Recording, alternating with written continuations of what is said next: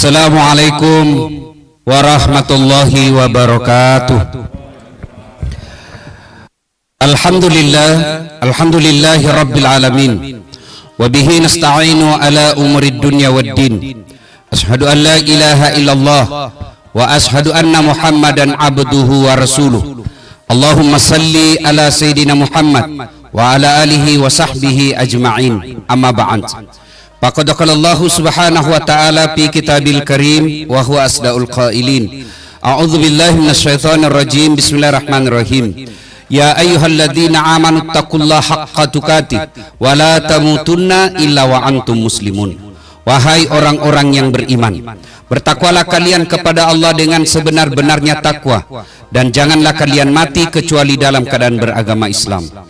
Wa qala idzan bismillahirrahmanirrahim. Ya ayyuhalladzina amanu dukhulu fis-silmi kaffatan wa la tattabi'u khutuwatis syaitan innahu lakum aduwwum mubin. Wahai orang-orang yang beriman, masuklah engkau ke dalam Islam secara sempurna, dan janganlah engkau ikuti langkah-langkah setan, karena sesungguhnya setan itu musuh yang nyata bagi kalian. Musuh kalian bukan polisi, musuh kalian bukan ulama, musuh kalian bukan tentara, musuh kalian bukan pemerintah, musuh kalian adalah setan, di mana setan itu musuh yang nyata bagi kalian. Dan ketika saya ceramah seperti ini, ternyata masih juga banyak setan yang berkeliaran. Setannya bukan pocong, tapi setannya berupa handphone. Orang sudah ceramah masih sibuk pegang handphone. Setan itu, bos, berusaha mempengaruhi perhatian supaya tidak dengar ceramah. Itu setan itu. Jadi simpan dulu HP-nya, kita dengar ceramah dulu sebentar. Nah, tidak usah rekam, ibu. Ibu-ibu yang pegang handphone selama saya ceramah, saya doakan suaminya kawin lagi. Nah, barulah dia simpan itu HP-nya. Baru kenapa bapak-bapaknya yang ketawa? Simpan dulu handphonenya, ndak usah rekam. Kalau ibu rekam, suaranya tidak jelas, gambarnya tidak jelas. Saya mau dengar Ustadz, gampang. Gimana caranya? Tuh ada kamera saya bawa. Ya, gambarnya jelas, sudah diedit, suaranya jernih. Sudah nonton, jangan lupa like and share. Nah, iya, kalau ada iklan jangan di skip. Kalau bapak skip, bapak dapat ilmu, saya tidak dapat apa-apa. Ya, alhamdulillah. Simpan dulu handphonenya ya. Saya biasanya memang tidak berkenan kalau siaran langsung. Ya, kenapa? Beberapa kejadian kalau kita siaran langsung ada kepleset lisan kita. Kalau begini kan enak, yang mendengar khusus muslim muslimah. Tapi kalau sudah masuk ke dunia maya, itu non muslim pun mendengar. Siapa tahu ada yang berbeda keyakinan kita, akhirnya marah. Saya kasih contoh, guru kita Ustadz Abdul Somad. Ustadz ditanya siaran langsung, bagaimana hukumnya main catur? Beliau jawab, haram apabila azan berkomandan kalian masih main catur. Dipotong itu azan, maka yang nampak haram. Marahlah seluruh pemain catur dari Sabang sampai Merauke. Padahal ada di situ azan, kau tidak datang ya haram. Saya juga ditanya, Ustadz Dasat, bagaimana hukumnya main catur? Haram. Masa Ustadz? Haram. Kenapa bisa? Kau bunuh Perdana Menteri sama Raja. Ibu bapak saudara-saudara sekalian, kita simpan dulu handphone, kita dengar dulu ceramah. Wa qala idzan bismillahirrahmanirrahim. Innallaha wa malaikatahu yusalluna 'alan nabi. Ya ayyuhalladzina amanu sallu alaihi wa sallimu taslima. Sesungguhnya Allah dan para malaikatnya bersalawat kepada Rasulullah Muhammad sallallahu alaihi wasallam, maka wahai orang-orang yang beriman, bersalawatlah kalian kepada Rasulullah dengan sebaik-baik salawat. Suatu kali Nabi lagi duduk-duduk, Bu, bersama malaikat Jibril. Tiba-tiba Nabi melihat ada malaikat 1 juta jari-jarinya. Ibu-ibu berapa jari-jarinya, Bu? 10. Cacat dong. 20 dong, kan ada kaki. Ini malaikat 1 juta jari-jarinya. Nabi kagum. Jibril, malaikat apa itu? Oh, itu malaikat yang Allah hadirkan untuk mencatat air ketika hujan. Kira-kira ada yang bisa mencatat air hujan? Ada, Pak? Biar sebanyak duitnya Pak Sandi, tidak bisa dicatat itu. Ya kan? Kenapa tidak bisa dicatat air hujan? Jumlahnya banyak, jatuhnya bareng-bareng, laju. Biar banyak, kalau jatuh satu-satu bisa dicatat. Ini banyak bareng-bareng laju, nggak bisa dicatat. Begitu banyaknya. Lalu Nabi bertanya kepada malaikat pencatat hujan, wahai malaikat, apa betul kau mampu mencatat air ketika hujan? Ya, kau lihat ini saya sibuk mencatat. Saya catat yang jatuh di gunung, di laut, di darat, semua aku catat ya Muhammad. Satu yang tidak bisa aku catat, apa? Ketika umatmu berkumpul di rumah Pak Menteri Sandiaga Salahuddin Uno, mereka duduk bareng-bareng, lalu mereka bersalawat kepadamu bareng-bareng, saya tidak bisa mencatat betapa banyak yang Allah turunkan rahmat di rumah itu. Kalau Bapak tidak bisa memperbanyak amal dengan tahajud, tidak bisa memperbanyak amal dengan duha, tidak bisa memperbanyak amal dengan bangun masjid, tidak mungkin memperbanyak amal dengan haji tiap tahun, tidak bisa. Lalu perbanyaklah amal ketika duduk seperti ini, salawat bareng-bareng.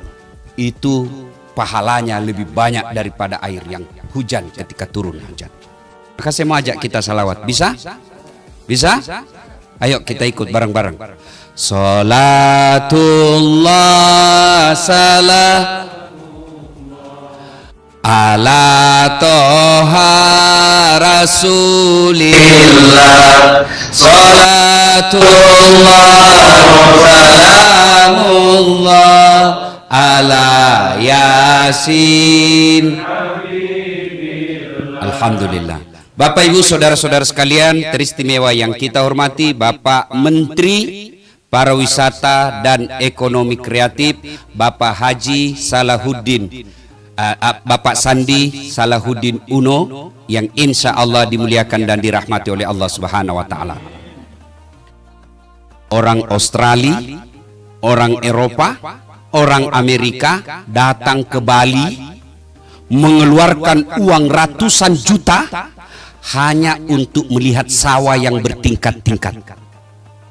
Itu orang Amerika, Eropa, Australia datang hanya untuk melihat sawah yang bertingkat-tingkat. Alhamdulillah saya tidak perlu keluar uang banyak-banyak. Ketika ada di kampung, saya pergi jalan-jalan sedikit tidak sampai 1 kilo, saya keluar dari rumah saya di kampung, saya sudah bisa melihat hamparan sawah yang ada di kampung saya. Orang-orang Eropa, Amerika, luar negeri datang ke Indonesia, mengeluarkan duit sampai puluhan juta untuk apa? Melihat laut kita yang cantik pantainya dan putih pasirnya. Tunjukkan saya di Indonesia kabupaten yang tidak ada pantainya. Kita tidak perlu mengeluarkan duit untuk melihat pantai kita yang indah. Orang Amerika, Eropa, luar negeri datang ke Indonesia untuk apa? Melihat alam kita, mengeluarkan duit. Alhamdulillah kita Indonesia tidak perlu mengeluarkan duit. Bapak pergi ke Tanah Suci, begitu mau landing, apakah di Jeddah atau di Medina atau di Riyadh, begitu mau pesawat landing, apa yang kita lihat? Apa Bapak pernah melihat gunung yang hijau seperti di Indonesia? Di sana gunungnya coklat karena original batu, tidak ada rumputnya. Makanya mereka datang ke Indonesia, terutama ke Bogor, mengeluarkan duit sampai ratusan juta hanya untuk melihat gunung-gunung yang hijau. Kita alhamdulillah tidak perlu mengeluarkan uang untuk melihat hutan yang hijau. Pohon kita tumbuh subur. Alhamdulillah. Itu alamnya. Saya kumpulkan anak-anak kader-kader mubalik di Sulawesi. Kau tunjukkan negara Indonesia, negara seperti bebasnya Indonesia dalam beragama. Tidak usah jauh dulu ke Eropa. Kita nyebrang ke tetangga kita, Malaysia. Di sana mau ceramah, tidak gampang orang ceramah, bos. Kau harus punya permit, izin dari pemerintah kerajaan, baru boleh kau ceramah. Sebelum ceramah, sampaikan dulu apa naskah ceramahmu kepada, kalau di sini setingkat Kementerian Agama, diperiksa dulu, baru boleh tampil ceramah. Indonesia, biar anak-anak yang baru belajar agama 1 bulan, sudah bisa ceramah di masjid. Cari saya negara yang bebas membangun masjid seperti di Indonesia. Malaysia, bapak mau bikin masjid, biar bapak punya duit banyak, tidak dikasih izin sama kerajaan, tidak bisa bikin masjid. Di Indonesia, alhamdulillah, belum lagi rumah ibadah, belum lagi namanya pesantren. Saudi saja, Saudi pusat Islam, awal pergerakan Islam, bikin pesantren di sana. Pikir bapak gampang? Tidak, ceramah aja di masjid tanpa izin raja tidak bisa. Di Indonesia, alhamdulillah, punya duit, kumpulkan anak-anak, bikin penghafal Quran, jadi pondok di rumah, tidak perlu izin, selesai. Itulah sebabnya saya sampaikan, adik-adik yang lagi belajar di Mesir, baru-baru saya datang, fakta-fakta kejadian inilah yang tidak boleh kau berhenti mencintai negaramu. Kita tahu negara kita belum sesuai harapan yang kita mau, disuruh ngurus laut malah ada dibajak laut, disuruh ngukur hukum malah mempermainkan hukum. Apa boleh buat? Tapi di sini kita lahir, di sini kita besar, di sini kita dakwah, di sini kita berkeluarga, di sini kita ngurus anak-anak istri kita. Maka inilah negara kita. Tidak boleh menjadi alasan untuk membencinya. Maka cara mencintai negara kita, satu, bersyukur. Gimana cara bersyukurnya, Ustaz? Pertama, bersyukur dengan melafazkan hamdalah. Kalau bapak muslim, alhamdulillahi rabbil alamin. Supaya berbekas di hati, ucapkan ucapan itu, usahakan ucapannya di mulut, kedengaran sedikit di telinga, dan ucapkan secara fasih. Kalau bapak ucapkannya tidak terdengar telinga, kemudian ucapannya juga tidak fasih, biasanya tidak berbekas di hati. Alhamdulillah. Alhamdulillah, tak ikhlas betul. Ditelepon kawan, naik saham, alhamdulillah. Apa artinya itu, bos? Kan tidak berbekas di hati. Coba bapak amalkan deh, coba bapak amalkan. Kedengar sedikit di telinga, usap dada, alhamdulillahirabbil alamin. Pasti ada bekasnya. Kalau bapak cuma ucapkan tidak ikhlas dan tidak, cara mengucapkannya juga tidak fasih, tidak berbekas itu. Bapak berzikir 24 jam tapi tidak pasti caranya, tidak bagus pengucapannya, tidak ada bekasnya. Saya biasa heran di masjid Pak Menteri, sama-sama subhanallah dibaca, sama-sama 33, sama-sama mulainya, saya baru 11 dia sudah sampai. Dia bilang saja sembilan. Kalau sudah gue yang kepala sembilan. Apa artinya itu sunnah? Dullah. Ada dullah di sampingnya, apa kau panggilkan saya? Siapa panggil kau? Itu saya dengar tadi dullah. Ucapkan dengan fasih. Alhamdulillahirabbil alamin. Langkah pertama. Jadi tadi Pak Menteri umumkan, alhamdulillah pergerakan ya naik. Alhamdulillahirabbil alamin. Yang kedua, anjuran agama, sujud syukur. Bagaimana cara sujud syukur? Sama sujudnya ketika sholat, cuma tidak harus ada rukunya, tidak harus ada wudunya, dan tidak harus di tempat ibadah, rumah ibadah. Nah, di mana saja. Tiba-tiba dekat kabar, alhamdulillah anakmu lulus PNS. Alhamdulillahirabbil alamin. Perhatikan, tempat sujud di kantor samping meja sujud. Apa yang kita ucapkan? Terserah ibu, boleh dengan kreativitasnya masing-masing, boleh dengan kalimat ini, ya Allah, terimalah sujud hamba ini sebagai tanda terima kasih dan syukur hamba kepadamu atas nikmat yang engkau berikan kepadaku. Sujud. Di mana, Ustaz? Samping meja kerja boleh. Di mana boleh? Di teras. Ketika lagi duduk-duduk tiba-tiba bersujud, boleh. Jalan raya, boleh. Yang penting tidak ada lalu lalang mobil. Kalau ada, bos, kau ditabrak mobil, belen-belen namanya itu. Ya, jelas. Sujud syukur. Yang ketiga, caranya seperti yang dijelaskan tadi Pak Menteri, adalah bertafakkur. Apa itu tafakkur? Evaluasi diri. Apa yang dievaluasi? Satu, kalau kita berkaitan dengan tahun, sudah seberapa banyak umur yang kita lakukan Allah berikan ini untuk kebaikan. Bapak-bapak, tahu enggak? Ketika kita di padang mahsyar, Padang Mahsyar itu, kata Nabi, seluruh manusia dikumpul dari Sabang sampai Merauke, dari Adam sampai kiamat. Berapa triliun manusia itu? Bayangkan Pak, berapa triliun manusia dari Adam sampai kiamat, dan kita kumpul satu tempat dan dipanggil satu-satu dan diadili oleh satu Khalik, satu Allah, satu loket. Ini kan baru-baru kita vaksin toh, Gelora Bung Karno, ribuan orang ngantri dari pagi sampai sore, pasti giliran habis vaksin ulang lagi besok. Padahal kita ngantri dari pagi, ngantrinya ada musik kita dengar, ngantrinya ada konsumsi, ngantrinya di bawah tenda, kadangkala ada AC-nya. Di Padang Mahsyar jangan pikir ngantrinya ada konsumsi, tergantung amal. Dan pada saat itu kita dipanggil satu-satu. Siapa dulu yang dipanggil? Nenek kita yang duluan wafat? Tidak. Siapa dulu dipanggil? Nama-nama Islam dulu.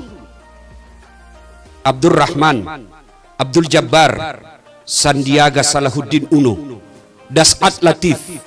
Nah, itu dulu dipanggil. Tony, Joni, Rudi, Ningsi, Nining, Titi, Tuti. Ah, di belakang dipanggil juga Pak, tapi di belakang. Ini silahkan baca di kitab Durratun Nasihin. Dipanggil juga, tapi Bapak lama panggilnya. Gimana kalau sudah terlanjur nih Ustadz namaku ini? Misalnya namanya sudah terlanjur Lionel Messi. Gimana itu Ustadz? Ya sudah diislamkan hari ini, masuk tahun baru. Gimana cara mengislamkannya? Nggak usah diubah kita punya ijazah, cukup tambah di depannya Muhammad Lionel Messi. Nggak nyambung Ustadz, biar aja. Yang penting kau selamat di akhirat. Ya kan? Masih ingat? Dia ketawa bos, saya serius ini. Jadi Bapak bayangkan yang punya nama-nama lain-lain, islamkan tahun baru. Nggak mesti dirubah ijazah, ijazah nggak berlaku di akhirat. Mulai besok kita grup WhatsApp semua. Mulai hari ini demi menyempurnakan keislaman saya. Misalnya namanya tadi Desi Ratnasari, misalnya kan? Nah, kita tambah di situ Siti Desi Ratnasari. Nggak nyambung Ustadz. Biar yang penting aman di akhirat. Bapak masih ingat almarhum Bapak Presiden, Bapak Pembangunan Republik Indonesia, Pak Harto. Sebelum haji di TV-TV waktu itu didominasi oleh TVRI, nama beliau hanya Soe Harto. Setelah haji dan diislamkan namanya raja waktu itu, lalu ditambah dengan nama Muhammad Soe Harto, istri beliau ditambah Siti di depannya. Panggillah kita satu-satu, dan pada saat itu ya diperiksa kita. Maka cara bersyukurnya adalah dengan sujud syukur lalu evaluasi. Dan di Padang Mahsyar ada 4 pertanyaan dulu, seleksi berkas lah kira-kira. Seleksi berkas. Jadi sebelum berangkat kaki kita, kata Nabi, sebelum beranjak kaki kita di Padang Mahsyar kelak, ada 4 pertanyaan yang disodorkan untuk dijawab. Hari ini sebagai tanda terima kasih saya kepada Pak Menteri yang mengundang saya di sini, saya bocorkan ini soal. Silakan siapkan jawabannya. Ya, tidak usah kasih tahu yang tidak hadir. Nah, satu yang akan ditanya adalah umurmu kau gunakan untuk apa? Bapak sudah bisa jawab itu. Yang berkaitan umur ada 2 pertanyaannya. Lalu dijawab lagi, masa mudamu kau gunakan untuk apa? Sudah, silakan. Pak Sandi pasti sudah bisa tahu masa mudanya apa. Ya, pertama kali saya lihat Pak Sandi ini waktu saya kuliah di Jalan Utama Makassar. Waktu itu saya ingat sekali iklan Bang Bukopin warna kuning. Saya ingat sekali, saya bilang, gagah betul ini, kayak orang bule, ya kan? Di situ Bang Bukopin, Sandi S. Uno. Saya, oh mungkin anaknya Ibu Min Uno ini. Kan zaman saya sekolah, Ibu Min Uno terkenal juga sampai sekarang, ya. Nah, oh, bisa dibayangkan, sudah bisa dicatat gimana masa muda kita. Dan hebatnya Allah, ibarat film, Pak Menteri, sebelum ditayangkan itu film di akhirat, masih ada waktu untuk mengedit. Karena semua akan ditayang kehidupan para kita di Padang Mahsyar nanti. Dan itu ditayang satu demi satu Pak. Seluruh penduduk dunia itu melihat. Oh, pantas hilang kursi di kantor. Ternyata kau yang bawa. Sudah ditulis inventaris kantor kementerian, ada di rumahnya. Oh, Pak, security yang dipecat, ternyata ini yang ngambil. Ah itu di syuting semua. Ini kamera ini, CCTV di kantor Pak, mati listrik, tidak ada lagi bisa merekam. Tapi kameramennya Allah, Raqib dan Atid, mencatat 24 jam. Dan dia selalu siaga.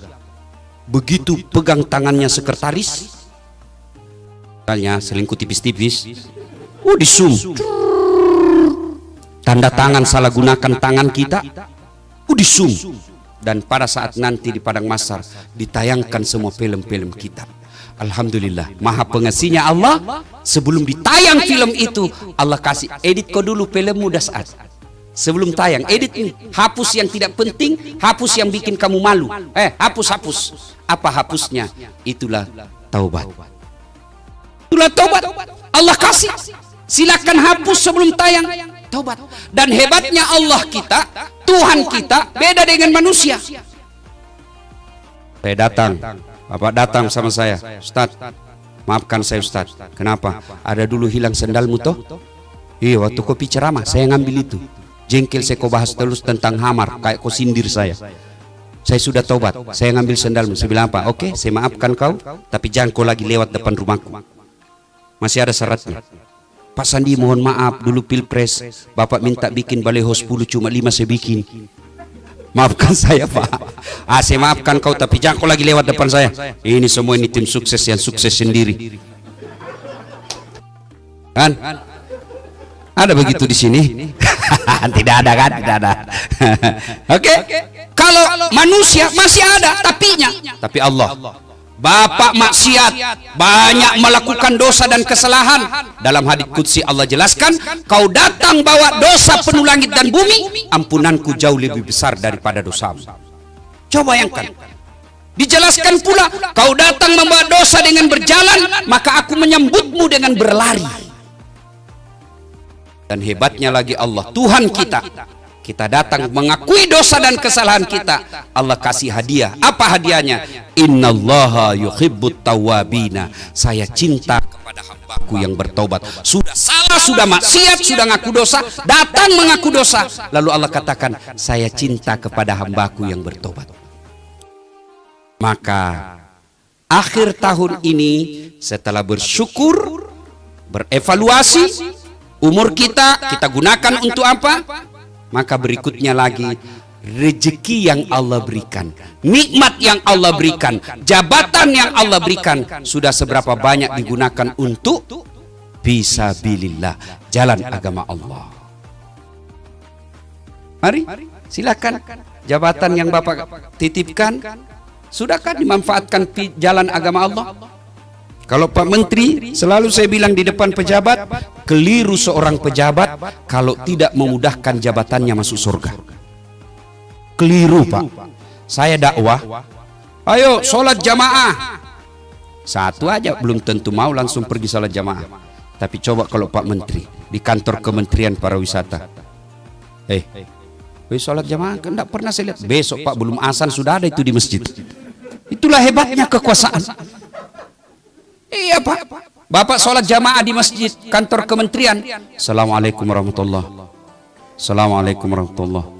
Langsung Bapak panggil ajudan. Tidak pernah juga saya lihat itu Pak ini nih Pak, asisten itu, eselon itu sebut namanya. Ajudan telepon, Pak, Bapak dicari sama Pak Menteri di masjid. Besok Pak belum azan sudah ada di dalam Pak. Itulah hebatnya kekuasaan. Maka keliru ketika kekuasaan itu tidak memudahkan kita masuk surga. Maka bersyukur kepada Allah masuk di tahun baru, meninggalkan tahun lama ini 2021 dan masuk 2022, maka caranya lagi adalah mari manfaatkan apa yang Allah berikan untuk fisabilillah, jalan agama Allah. Para ilmuwan, Allah akan tanya nanti, ilmumu kau gunakan untuk apa? Penceramah, ceramahnya hanya menghasut dan memecah belah umat. Ada juga. Maka akan ditanya. Jabatan, ilmu, harta akan ditanya. Masya Allah. Harta, sebenarnya kita ini Pak, semua enak buat kita. Ya. Tentu Pak Sandi soal harta banyak pertanyaannya Banti dibanding pertanyaannya bagi security. Kan ditanya itu yang 4 tadi saya katakan. Nabi jelaskan, hartamu kau dapat dari mana, kau gunakan untuk apa? Itu pertanyaan. Nah, tersangka pertama maju. Nama Inem. Pekerjaan pembantu rumah tangga. Hartamu kau dapat dari mana? Saya kan pembantu, sebenarnya tidak ada cita-cita jadi pembantu. Cuma ibu saya sakit di kampung, tidak punya sertifikat, tidak punya jasa kursus, hanya bisa mencuci. Ya saya jadi tukang cuci di kota. Berapa? 3 juta per bulan. Kau belanjakan untuk apa? 2 juta saya kirim ke orang tua saya sakit, 1 juta operasional saya selama 1 bulan di kota. Kau sholat? Alhamdulillah, bukan cuma 5 waktu. Sunnah saya lakoni. Kau puasa? Alhamdulillah, bukan cuma Ramadan, Senin Kamis saya jalankan. Karena kadang-kala Tuhan saya makan, saya tidak makan, ya lebih daripada saya lapar, saya lebih puasa. Kau haji? Mau betul, tapi tidak ada rezeki. Mobil? Oh, mana ada mobil. Motor? Tidak ada juga. Sepeda pun tidak ada. Oh, kasihan betul. Ya mau apa Tuhan? Ini aja pemberianmu. Lalu Allah sampaikan, Inem, meskipun kau di dunia hina di hadapan manusia, tapi kau mulia di hadapanku kali ini. Masuk kau ke dalam sorga dengan segala kemuliaan yang aku persembahkan kepadamu. Kan tidak ada pertanyaan Pak, sedikit. Rumah, tuan rumah yang punya. Mobil, tidak ada. Tidak ditanya bannya, tidak ditanya pembeli bensin. Selesai urusannya. Tersangka berikutnya maju. Nama Haji titik-titik. Nah ditanya itu, kalau dilihat gajimu, tidak bisa kau beli itu sepatu semahal itu. Dari mana itu? Anu apa? Tidak jelas ditempeleng. Oh, berdarah telinganya. Mau lari ditarik lari. Itu behel istrimu. 40 juta kalau dilihat itu tidak bisa kau bayar. Dari mana itu? Anu apa? Pak, ditinju lagi. Dia mau lari lagi. Itu keramik di rumahmu dari mana itu? Babak belur dia Pak. Berdarah-darah mukanya. Masuk juga surga tapi sudah babak belur. Tersiok-siok lah dia. Ketemu sama Inem. Anak buahnya, pembantunya. Pak Haji, kenapa mukanya Pak Haji? Yang banyak tanya di situ kau. Dari mana Pak Haji baru muncul? Saya sudah lama di dalam ini, kok baru muncul Pak Haji? Terlambat Inem. Kok bisa terlambat? Saya kira Bapak punya mobil 4 itu waktu di dunia. Iyalah, gara-gara itulah 4 mobil, banyak sekali pertanyaan. Maka masuk tahun baru, renungi kekayaan yang Allah titipkan kepada kita. Allah tidak melarang kita jadi orang kaya. Allah mintalah kayalah seperti Pak Sandi. Kaya, muda, cerdas, cakep. Saya mati akal hadapi Pak Sandi. Biasanya kalau ada pejabat yang cakep atau selebriti atau apa jamaah yang cakep, saya masih bisa menang. Saya bilang, saya memang tidak cakep, Bapak ini lebih cakep dari saya.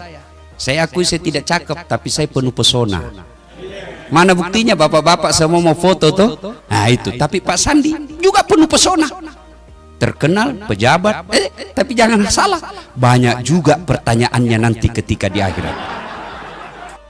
Yang ketawa, saya seriusin. Maka Allah tidak melarang kita jadi pejabat, Allah tidak melarang kita jadi orang kaya, Allah tidak melarang kita jadi orang cerdas, bahkan kalau perlu kaya semua orang Islam supaya mengangkat marwah orang Islam, tidak menjadi peminta-minta, tidak bawa-bawa proposal, kaya. Tapi ingat, Allah cuma minta jangan kau takabur, jangan kau sombong, karena cerdas, cakep, punya jabatan itu pintu masuknya setan. Dan setan masuk dengan bisikan apa? Sombong. Fir'aun cakep, penguasa, cerdas, berwibawa, punya pasukan, sampai istananya pun kadangkala dihiasi dengan perhiasan emas. Begitu kayanya Fir'aun. Tapi puncaknya silau dengan semua itu, akhirnya dia sombong, dan puncak kesombongannya dia lantik dirinya menjadi Tuhan. Allah murka kepadanya, dilaknat Allah, haram masuk surga, diabadikan dalam neraka, dan tidak ada manusia yang senang itu Fir'aun. padahal dia populer, ada namanya dalam Quran. Coba, cerdas, kaya, pejabat, tidak ada manusia yang senang sama Fir'aun. Mana buktinya? Sampai detik ini tidak ada satupun manusia yang mau kasih nama anaknya Fir'aun. Oh ya nak, itu Fir'aun, tokoh itu nak, ada namanya di Quran. Saya kasih kau nama Fir'aun. Begitu Allah laknat Fir'aun, namanya pun tidak ada orang senang. Padahal dia kaya. Maka mohon maaf bagi kita yang Allah titipi kekayaan. Allah tidak melarang kita kaya. Allah hanya minta syukuri dengan cara apa? Bersedekahlah. Bayar zakatmu. Kenapa itu ayat? Saya setiap ceramah Pak, selalu setiap saya ceramah pasti saya bacakan ayat itu. Ya ayyuhalladzina amanu taqullaha haqqa tuqatih wa la tamutunna illa wa antum muslimun. Itu dibaca tiap Jumat. Kalau di kantor Pak Menteri ada pengumuman dari Pak Menteri, ada titah perintah Pak Menteri yang harus dibaca setiap Jumat, pasti itu perintah penting. Ayat ini Jumat dibacakan khatib, berarti ayat ini penting. Jangan kamu mati illa kecuali wa antum muslimun, dalam keadaan beragama Islam. Insya Allah Bapak tidak akan wafat dalam berzina. Insya Allah kita tidak akan wafat dalam keadaan mabuk. Insya Allah kita tidak akan wafat dalam keadaan korupsi. Tapi yang membuat kita bisa mati dalam keadaan kafir, hubbi aklil haram, baru saja makan uang haram. Apa yang menyebabkan uang dan penghasilan kita haram adalah enggan membayar zakat. Gaji Bapak sebagai PNS 10 juta, halal, murni halal, itu jeripaya Bapak. Tapi ingat, di 10 juta itu Allah wajibkan kita keluarkan zakat penghasilanmu 2,5%. Sehingga ketika tidak dikeluarkan yang 2,5% itu, yang 2,5% itulah yang mengotori yang 97,5. Saya kasih contoh, mohon maaf Pak Menteri. Ini anggaplah ini gaji. Air putih, ini halal atau haram? Halal. Bersih, suci, halal. Penghasilan kita. Tapi ketika tidak dikeluarkan zakatnya, maka air yang bersih, suci dan halal ini, kemudian karena tidak dikeluarkan zakatnya, ibaratnya Bapak mencelupkan jari-jari Bapak, mohon maaf, di kloset, air toilet. Bapak celupkan jari-jarinya, ambil 1 tetes, masukkan 1 tetes di air ini yang tadinya bersih, suci dan halal. Bapak kalau sudah ada 1 tetes di dalam ini dari air kloset, meskipun 1 tetes, Bapak masih mau minum? Masih mau minum? Pasti tidak mau. Itulah perumpamaan penghasilan yang halal dan tidak dikeluarkan zakatnya menjadikan seluruh harta yang kita dapatkan menjadi haram. Dan akhirnya harta yang tadinya halal kita peroleh karena kita tidak keluarkan zakatnya, maka merusak kita punya tubuh. Duit banyak tapi tidak ada yang bisa dia makan. Duitnya tabungan depositonya 10 miliar tapi dilarang makan nasi. Ada kan Pak Menteri orang banyak duitnya dilarang makan nasi, dilarang makan gula, dilarang makan garam, dilarang makan daging. Apa saja yang bisa dia makan? Ubi rebus warna ungu, duit 7 miliar. Pagi-pagi ke dokter, Pak, karena Bapak waktu aktif tidak pernah kena matahari, mulai besok Bapak jalan-jalan pagi, ya keliling-keliling kompleks Pak ya, jangan pakai baju supaya Bapak kena matahari. Pakai celana pendek saja Pak di atas lutut supaya Bapak juga kena matahari. Jangan lupa Pak, jangan pakai sendal. Kelilinglah dia di komplek, tidak pakai baju, celana pendek, tidak pakai sendal. Apa bedanya sama gembel? Itulah kalau penghasilan tidak dikeluarkan zakatnya. Dan kalau Bapak Ibu keluarkan zakatnya, seperti yang dijelaskan Pak Menteri dengan penuh keyakinan, Allah gantikan 700 kali lipat. Ya kan Pak? Keluarkan, Allah ganti. Bahasa Qur'annya kan begini, kau belanjakan hartamu di jalan agama Allah ibarat menanam 1 biji.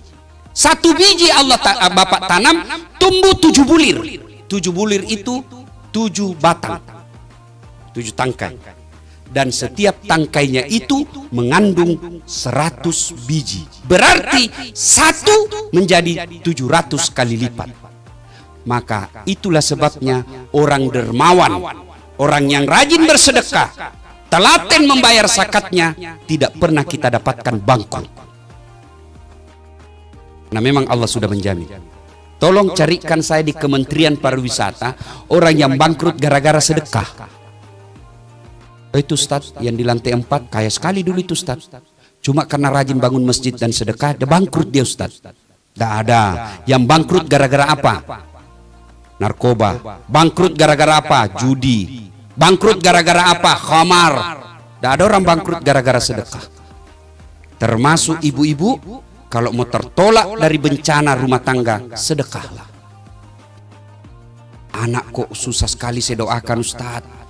Barangkali ibu malas sedekah. Suami mulai lain-lain ibu, kita lihat. Biasanya tidak pernah pakai parfum pergi kerja. Ini biar pengharum ruangan dia semprot juga ke badannya. Sudah mencurigakan itu bu. Biasanya tidak setrika pun jadi. Ini pakaian dalamnya pun minta disetrika. Sudah mencurigakan itu bu. Apalagi kalau masuk handphonenya di kamar mandi penerima WhatsApp, 70% mencurigakan.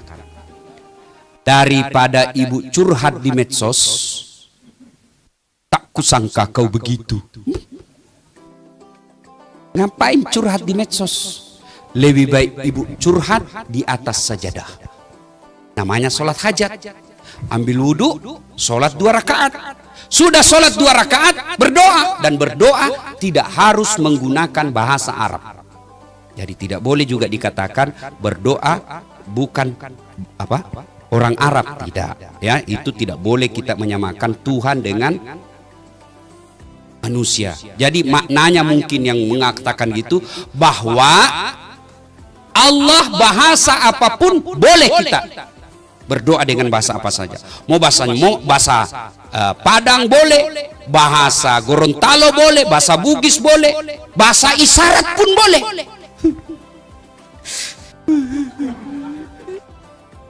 Itu bahasa isyarat, Allah sudah tahu. Sudah itu ibu, sudah ya Allah, saat yang membolak-balikkan hati suamiku, tidak mungkin saya bisa menjaga suami saya 24 jam. Saya periksa HP-nya, ternyata masih ada yang dia sembunyi. Engkau maha memelihara, palingkan hati suamiku kepadaku, lindungi dia dari wanita jahat, buat dia pusing kepalanya kalau dia tidak lihat saya 1 jam. Dikabulkan doanya. Ya, lalu supaya cepat doa dikabulkan, tolak bala dengan cara apa? Sedekah. Lalu lengkapi doa kita, ya Allah, ini ada duit saya 1 juta, besok saya bawa ke pembangunan masjid, tolak bala, mudah-mudahan 1 juta itu Allah melindungi suami saya dari wanita jahat. Bismillah, coba ibu amalkan. Cuma yang jadi masalah kalau suaminya juga bangun sholat tengah malam, karena dia sudah tahu juga rumusnya. Ya Allah, capek sudah saya menghadapi istri saya, Allah. Ada duit, tidak ada duit, marah aja kerjanya, ya Allah. Ya Allah, ini ada duit saya, tolak balas 1 juta, ya Allah. Saya bawa ke panti asuhan, mudah-mudahan tolak balas 1 juta ini, istriku ikhlas saya kawin lagi. Bingung malaikat, yang mana ini dikabulkan? Ayo sedekahlah, sedekahlah tolak bala. Saudaraku yang ada di kantor kementerian ini, Bapak mau mendapat posisi yang baik, tidak usah cari muka sama Pak Menteri. Bapak sudah Allah berikan muka yang baik. Tidak usah cari, ada juga itu pegawai. Kalau di depan menterinya kan tidak punya harga diri. Ya Pak, ya Pak. Santai mah kau cowok. Menteri ada pensiunnya. Ganti lagi, cari muka kau lagi. Ganti lagi, cari muka lagi. Capek. Cari muka kepada Allah. Kalau Allah yang takdirkan kamu pada posisi satu, dunia yang mau menghalangi tidak mampu. Tapi kalau Allah yang menghalangimu, tidak ada yang mampu mengangkatmu. Maka lebih baik minta kepada Allah. Caranya berdoa, sudah itu tolak bala dengan sedekah. Apa diamalkan? 3, yang keempat, nasihat buat kita memasuki tahun baru. Mari kembali evaluasi rumah tangga kita masing-masing.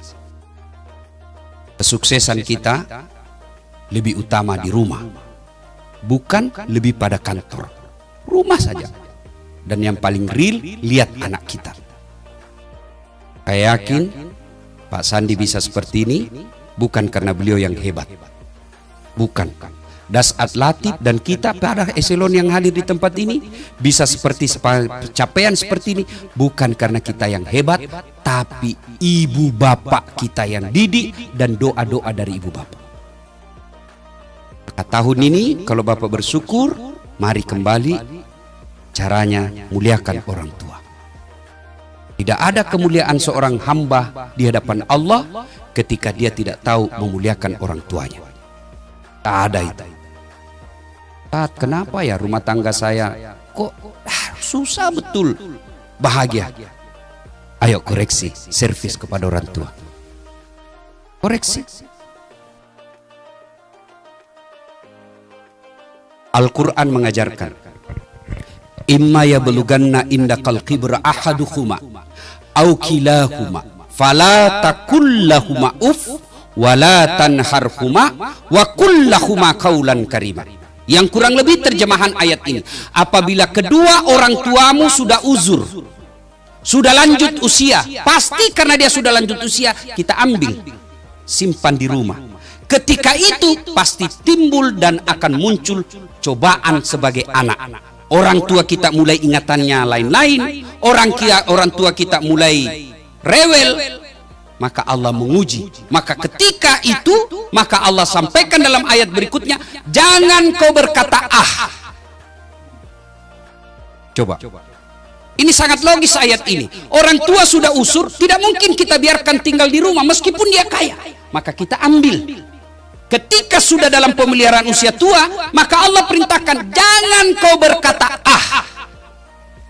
Ah saja dilarang, apalagi sampai meneteskan air mata ibumu, bapakmu. Bahkan menurut tafsir ulama tentang ayat ini, bapak mau berbuat baik, yang disebut ayat kaulan karimah, berbuat baik kepada kedua orang tua.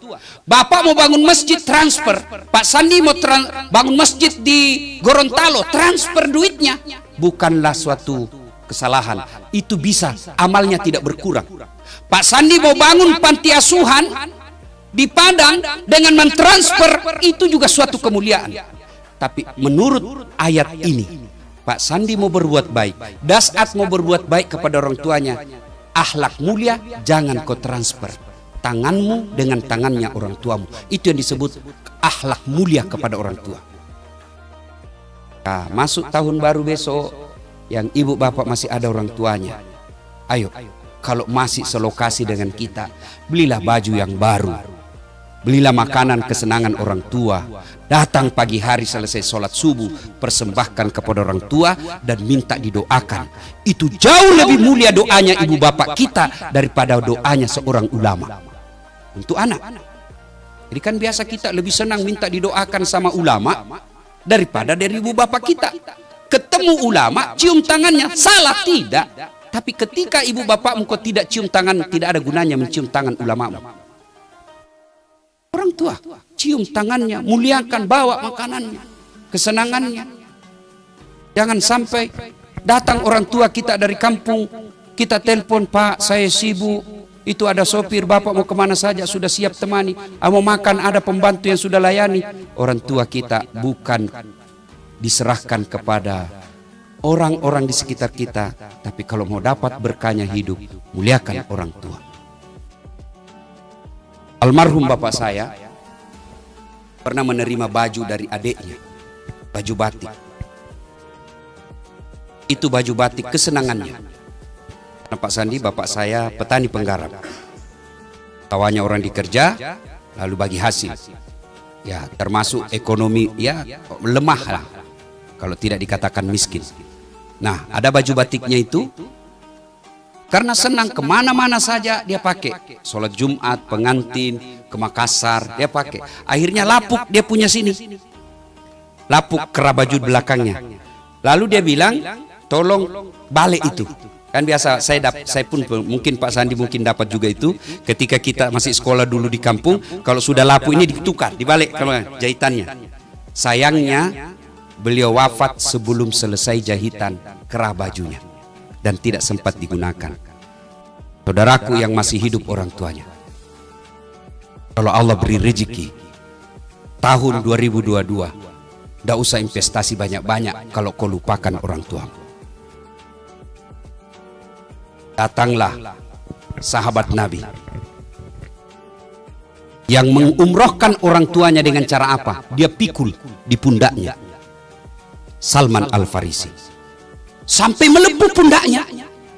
Kenapa? Karena dia pikul ibunya dari Madinah ke Mekah, hampir 500 km. Lalu datang mengadu kepada Rasul dan bertanya, "Ya Rasulullah, apakah kebaikanku itu yang memikul ibu saya?" Kalau di kampungku namanya didenge. Saya tidak tahu apa bahasa Indonesianya itu, kalau orang tua kita simpan di sini. Gendong ya. Ya. Apakah kebaikan saya itu menggendong orang tuaku umroh sampai melepuh ini sudah seimbang dan mampu membalas kebaikan ibuku kepadaku? Nabi jelaskan, "Alhamdulillah, kau sudah termasuk anak yang soleh, tapi demi Allah kau belum bisa membalas kebaikan ibumu." Kok bisa begitu? Lalu ditanya, "Waktu kau umrohkan ibumu, apakah ada darah dari tubuhmu yang menetes?" "Tidak ya Rasulullah." "Ketahuilah ketika ibumu melahirkanmu, bukan menetes 1-2 tetes, tapi beberapa darahnya keluar untukmu, dan di dalam tubuhmu ada darahnya ibumu yang mengalir." Maka saudara, kalau setahun-tahun yang berlalu ini hidup kita kok tidak bisa bahagia, cita-cita kok jauh dari harapan, bisa jadi kemungkinannya sangat yakinkan bahwa kita tidak melayani orang tua dengan sebaik-baiknya. Aneh tentunya kita sebagai anak, ketika ada acara-acara hari besar, kita datang kepada pejabat kita lebih dulu ke rumahnya, cari muka. Sementara orang tua, jangankan kita sapa, kita telepon pun kadangkala kita lupa. Ketika pejabat kita menelpon, di saluran lain ibu kita juga menelpon. Biasanya kita terima teleponnya ibu, lalu kita bilang, "Bu, tunggu ya, menelpon saya punya kabar, menelpon saya punya dir." Terbalik saudara, terima teleponnya pejabat kita, atasan kita, "Mohon maaf Pak, 5 menit setelah ini saya telepon balik karena orang tuaku lagi menelpon." Itu akhlak mulia, dan Anda tidak akan dihinakan oleh makhluk manusia ketika engkau memuliakan orang tuamu. Ibu bapak saudara-saudara sekalian, banyak yang ingin kita sampaikan, tapi waktu jualah yang membatasi kita. Dan pada akhirnya tahun baru ini, mari kita songsong dengan penuh keyakinan, dengan penuh optimisme, hilangkan sakwa sangka, hilangkan sangka buruk, karena Allah berfirman, "Ana inda sanni abdi bi." Saya tergantung sangkanya hambaku. Kalau dia sangka 2022 sukses, segala sukses, maka aku berikan kesuksesan seperti yang dia sangkakan. Kalau dia berprasangka buruk, maka aku berikan seperti apa yang dia sangka burukkan. Maka kita orang bule mengatakan optimis dengan positive thinking. Kalau kita umat beragama mengatakan sangka baik kepada Allah dalam kehidupan ini. Semoga Allah memberkati kehidupan kita yang lalu dan yang akan datang. Mari kita tutup ceramah kita ini dengan berdoa kepada Allah Subhanahu wa taala. Kita awali dengan mengirimkan suratul Fatihah kepada Rasulullah Muhammad sallallahu alaihi wasallam. Khasiat dan keutamannya kita ikhlaskan untuk Sahibul Bait. Ila hadratin Nabi Mustafa Muhammad sallallahu alaihi wasallam, summa hususil Sahibul Bait. Al-Fatihah. A'udzu billahi minasyaitonir rajim. Bismillahirrahmanirrahim. Alhamdulillahirabbil alamin. Iyyaka na'budu wa iyyaka nasta'in. A'udzu billahi minasyaitonir rajim. Bismillahirrahmanirrahim. Allahumma salli ala sayidina Muhammad wa ala ali sayidina Muhammad. Allahumma ighfir lil mu'minina wal mu'minat wal muslimina wal muslimat al ahya'i minhum wal amwat innaka sami'un qaribun mujibud da'wat wa kadiyal hajat. Allahumma ighfir lana wa liwalidayna warhamhuma kama rabbayana. Allahumma inna nas'aluka salamatan fid din, salamatan fid dunya wal akhirah, wa afiatan fil jasadi wa siyadatan fil ilmi wa barakatan fil rizq wa taubatan qablal maut wa rahmatan indal maut wa maghfiratan ba'dal maut. Allahumma hawwin alaina fi sakaratil maut wa najatan minan nari wal afwa indal hisab. Ya Allah, Zat yang Maha membalas, balaslah segala kebaikan orang-orang yang telah mewakafkan waktu, harta dan ilmunya untuk acara ini. Angkat harkat dan martabatnya, wujudkan cita-citanya, bahagiakan keluarganya, dan jika kelak menghadap kepadamu, hadapkan dalam iman dan Islam. Ya Allah, ya Rabbi, ya Karim, di kantor Kementerian Pariwisata ini, ya Allah, kami mencari nafkah dan memperbaiki karir kami. Jadikan segala pekerjaan kami berkah, jadikan segala penghasilan kami berkah, lalu jadikan kami pandai bersyukur kepada segala nikmat-Mu, ya Allah. Ya Allah, ya Rabbi, ya Karim, Zat yang beri hidayah dan pertolongan, tolong dan berikan hidayah kepada kami, ya Allah. Perbaiki akhlak kami, ya Allah. Perbaiki lisan kami, ya Allah. Perbaiki segala penghasilan kami, ya Allah. Engkau yang Maha memperbaiki, maka perbaikilah segala keburukan-keburukan yang telah kami lakukan. Rabbana innana sami'na munadi yunadi lil iman an amanu bi rahmatika ya arhamar rahimin. Rabbana atina fid dunya hasanah wa fil akhirati hasanah wa qina adzabannar. Subhana rabbika rabbil izzati amma yasifun wa salamun alal mursalin walhamdulillah.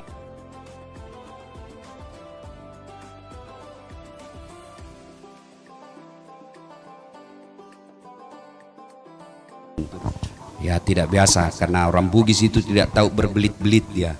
Dia langsung saja, kalau orang Bukin pantun, aku melihat ada bunga di dalam taman, padahal maksudnya cewek cantik.